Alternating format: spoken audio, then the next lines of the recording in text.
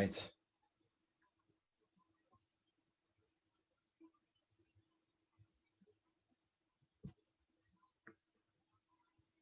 What's up, guys?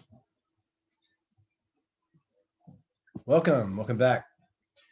Hope you guys are doing good. What's up? Um, just back from gonna do another live stream chat. Just talk about some of the news, some of the stuff that's going on. Hope you guys are kind of enjoying the more repetitive daily stuff that I'm trying to do. And I find that we're posting so many things that I just feel like it's a good idea. Just kind of burn through some of the articles. Some of you guys really like this like live stream format, just to kind of talk about it. I also really like the format because you guys can get involved, ask questions live, come up with good topics, and I really want this to be kind of an active community. So I'm also going to be posting these on the discussion group. And if you guys are talkers, you got a lot of things in your head you want to chat about, like-minded people, just jump over to the discussion group and start posting things, and you'll find really friendly, educated, very, very smart people that will go down the rabbit hole with you, and no one's going to ridicule your ideas, right? Because the idea of the group is to say things that aren't really conventional, and it's kind of like basically way out, what's out there, what evidence is out there. Some of it may seem wild to some people, but we all go down different paths and rabbit holes, and we all find truth in different areas. And I think the key is just to keep that conversation going and make sure that we're all sharing the information, because today we're having trouble just discern the information. We're in an inundated informational world, and now it's up to us to discern it, to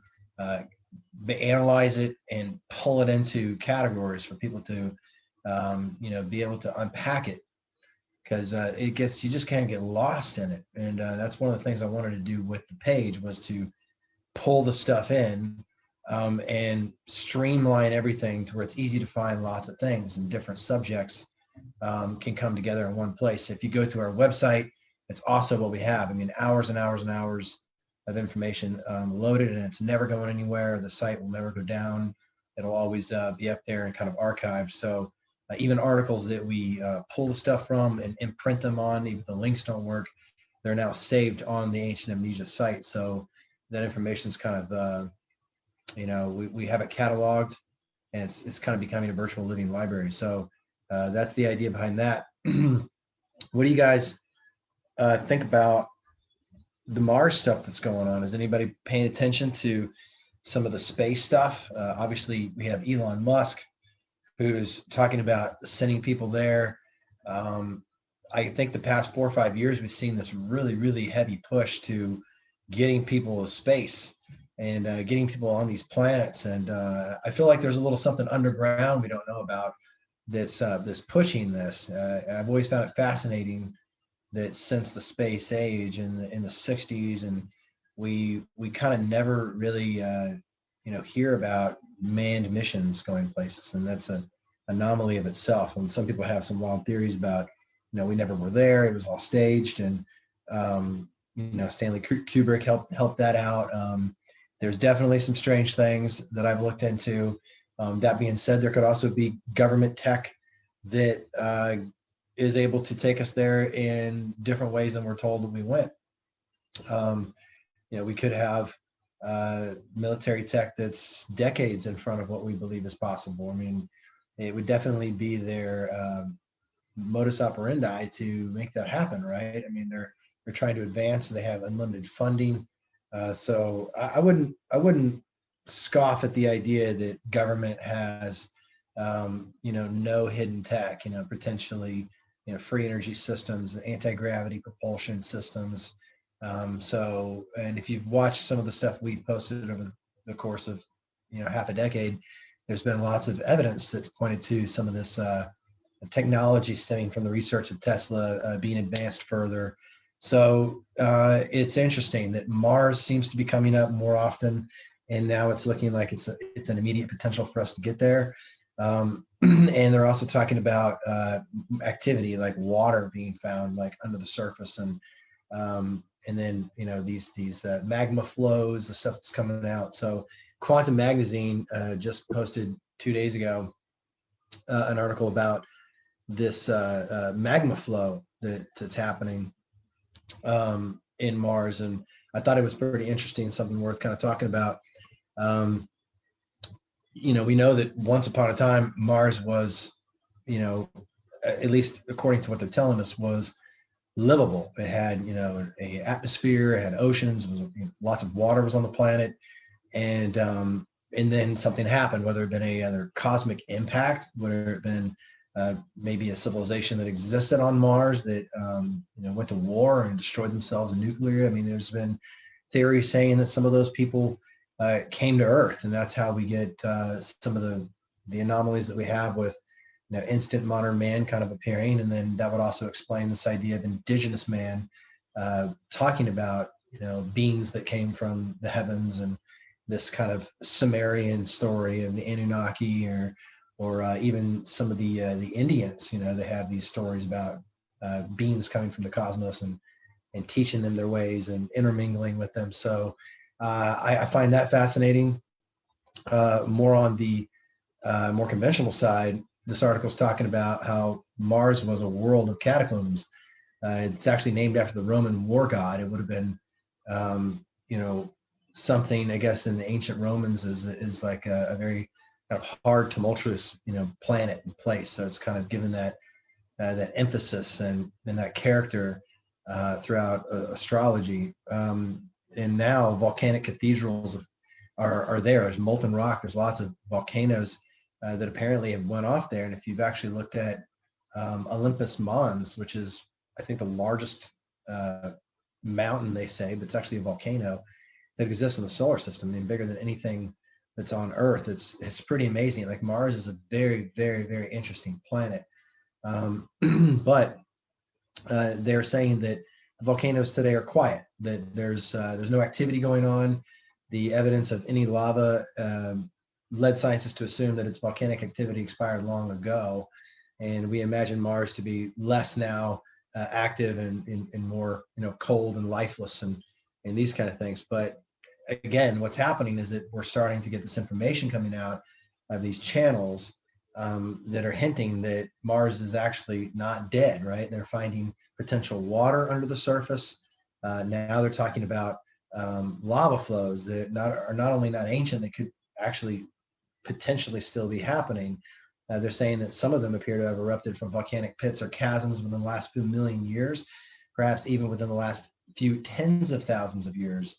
And notice how they're making that jump. They always do that. They kind of tease the idea, and they take you from 1,000,000 years ago to 1,000 years ago, or a few thousand years ago. And that may not seem, that may seem innocent. But what if they were to say the same thing about dinosaurs, right? What if they were to say, well, now it's showing that instead of dinosaurs existing 65 million years ago, and now it's showing that, well, they only existed 10,000 years ago. I mean, that would revolutionize your idea of our planetary evolutionary process. I mean, it would completely upheaval all of biology and some geology and all of these questions, right? That they have this kind of consistent thread. They're trying to tie these academic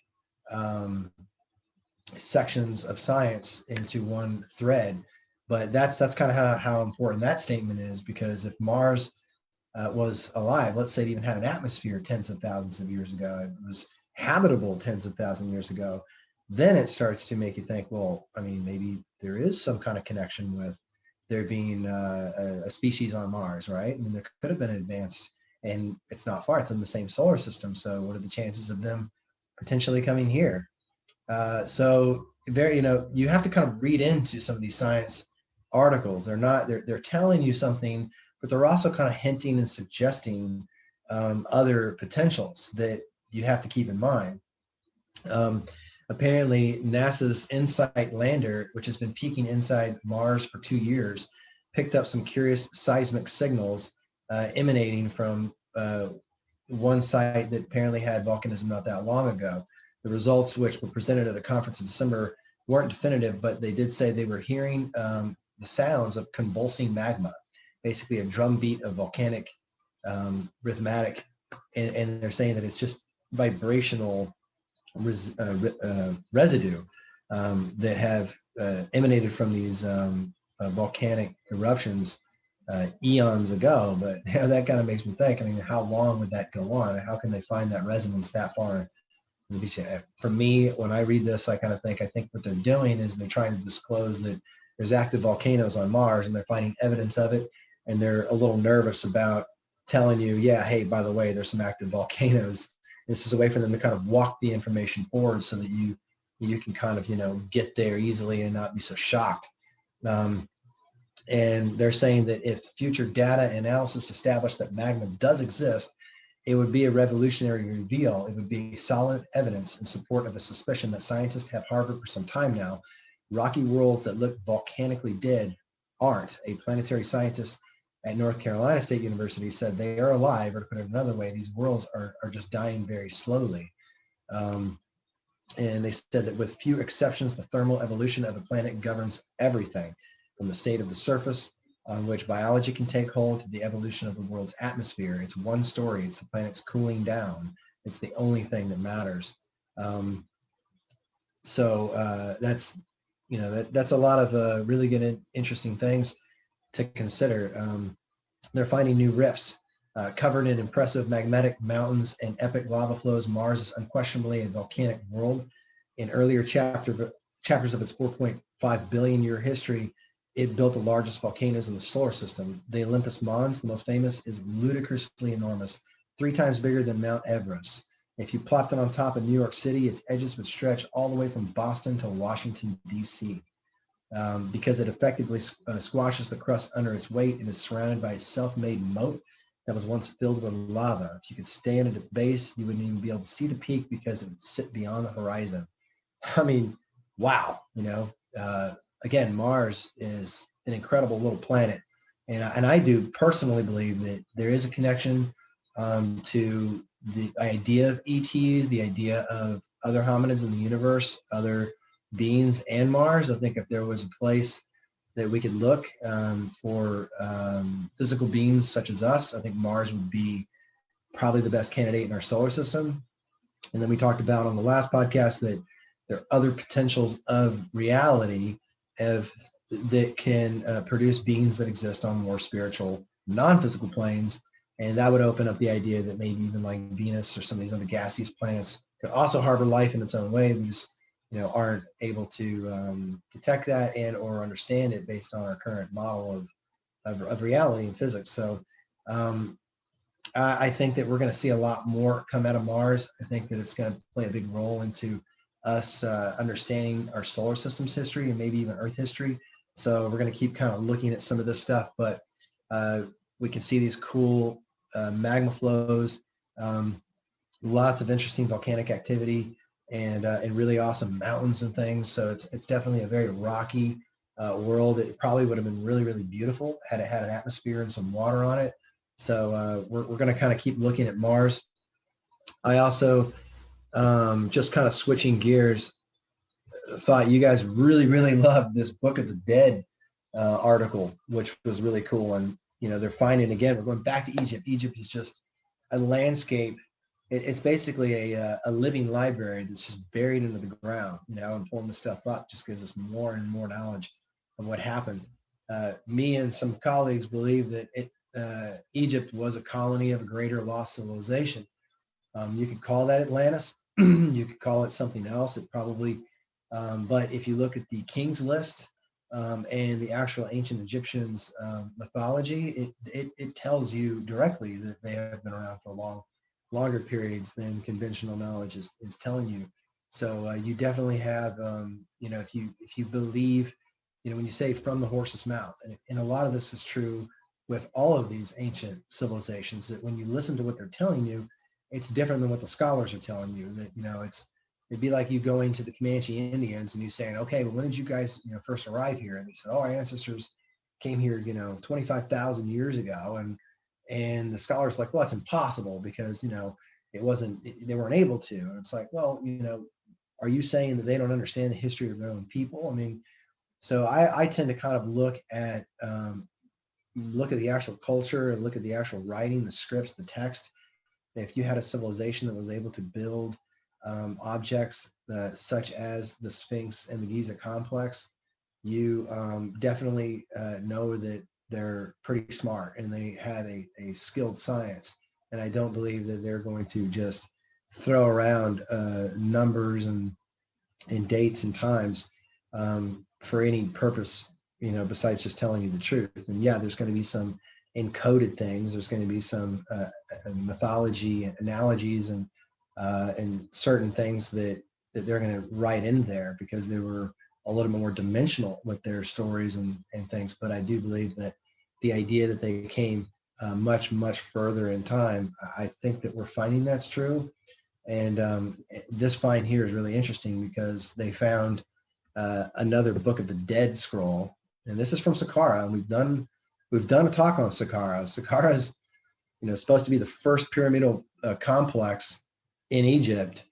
And if you look at the construction of it, and you go to our podcast, and we'll break down some of the numbers on the secrets of Saqqara. But this thing was just as impressive as the Great Pyramid to build, and to a large degree, maybe even more to some degree. And this is supposed to be one of the earliest pyramids. I mean, where did they get the knowledge from? How did they understand this? They just found a Book of the Dead scroll in this complex. They're saying that they have 4,200-year-old funerary temple, who was supposedly a wife of Pharaoh Teti. And they're saying this goes back to 23 BC, but I never look at those dates and just say, yeah, they know what they're talking about. I actually think that they, they're just kind of making some guesses based on associative things. I also do believe that there's reason for them to keep things a little skewed. Like they don't, science wants to perpetuate the interpretations that they have been writing on for the past 50 or 60 years. They're not going to just come out and say, hey guys, we were wrong. And it just, because it flips the lid on so many other things. So it's tough. I mean, we know that our own personal selves. I mean, it's hard for us to have lived believing something for so long and it'd be a big part of us to then admit that we were completely wrong. I mean, we have a history of maybe even passionately trying to defend those ideas. And I think this is going to follow through on a more macrocosmic level. You're going to see good intentioned people, researchers, and collegiate institutions that are, not going to just make that change really fast. So we just have to keep an open mind. What's important is the finds, the actual physical data. When we look at the stuff, when we find the stuff, it's important that it's there, and then we can make our own interpretations of maybe how old this is. So this is a 13-foot long Book of the Dead papyrus scroll depicting paths to the netherworlds of the deceased. The treasure also included 50 wooden sarcophagi, a Senate board game, a riverboat with rowers, a statue of Ta, Sokar, Osiris, and wooden masks, and an Anubis shrine and a burial sanctuary dedicated to an old kingdom queen. So that's a pretty big treasure chest in one pop in Saqqara, one of the oldest, most mysterious sites in Egypt. So that's pretty fascinating. I think this probably could go from an earlier period. I mean, this scroll could be from an older time, and I'm sure that as it's analyzed and we pull some information out of it, it's going to get pretty interesting. Hawass, I'm not a big fan of Hawass. I think he's kind of drinking the Kool-Aid and keeping things. I think he's keeping things under the lid for larger political reasons. So again, when I see his name and I see the stuff that's going on, I just kind of take a little step back and make sure I'm, analyzing this a little more independently. He found the coffins and assorted relics dating back to the New Kingdom era, and in 52 separate burial shafts ranging from 33 to 40 feet deep. And think about that, 52 burial shafts that are 4 stories underground. I mean, this is an incredible complex. I mean, how do they even do that? That would be something almost impossible for any company today to go and do at the actual Giza site with all their modern equipment. So again, there's a mystery even in the method. These expansive burial grounds exist in what was once the capital of ancient Egypt, Memphis. He's saying that the pyramid of King Teti, the first King Dynasty 6, the cache of sarcophagi was adorned with ancient god paintings and snippets from the Book of the Dead, a spiritual handbook that was believed to aid the newly expired in navigating to the heavenly paradise of Aru, where Osiris dwells. So we can kind of zoom in here and take a look at some of this stuff. Pretty incredible. I mean, my God, look at that tablet they're holding in this riverboat. I mean, God, look at that, these axes. Incredible. I mean, wow. The excavation started in 2010. They discovered a pyramid of the queen next to a pyramid of King Teti. We didn't find a name inside the pyramid to tell us who the pyramid belonged to. I had never heard of this queen before, therefore we had an important piece to Egyptian history about this queen. Perhaps the most intriguing item listed in the bounty was a 13-foot long papyrus containing chapter 17 of the Book of the Dead, a manuscript that the ancient Egyptians employed as an instructional manual to navigate the realms of the afterlife. The name of the sacred skull's owner is inscribed on it. This identical name was also discovered written on a wood coffin in a collection of 4 Shapti figurines intended to serve the deceased. So we can kind of look and see some of the stuff that was found in there. Let's scroll in. Pretty interesting. The stone temple was comprised of a trio of mud brick warehouses located on its southeastern side and contained offerings delivered to the queen and her husband. It was a focal point for rituals and offerings presented for the cult of the queen to sustain and revive her eternal soul after death. I mean, these guys were definitely, obsessed with the afterlife, obsessed with the soul, the journey of the soul, and they probably had some information that would surprise us. I mean, some of their magic and some of the rituals that probably are things that science just hasn't really understood yet. And I think in our future we may realize that these guys aren't just like making stuff up. There's actually some mechanics to this, and there could be real reasons why these guys are doing this, real practical, pragmatic reasons for this post-mortem state. I mean, so I think that's very fascinating. Let me know what you guys think about some of that. And then again, this kind of new. This is how they're doing it. They're you take that Mars situation where they're making it more recent. What they're also doing is they're showing that earlier in our periods we were more globally connected than we previously thought. And in this article coming just a couple months ago, Archaeology's time at Israel is reporting that globalized early Bronze Age cultures are consuming exotic Asian nosh, kind of tying Asia with the West a little earlier than they thought. They're saying that dental tart from skeletons excavated showed first evidence in the region of the second millennium BC of foods such as bananas, soybeans, and turmeric. And so it proved that there was a network of Bronze Age routes that showed that the ancient southern Levant was connected to a more globalized culture all the way back in the second millennium.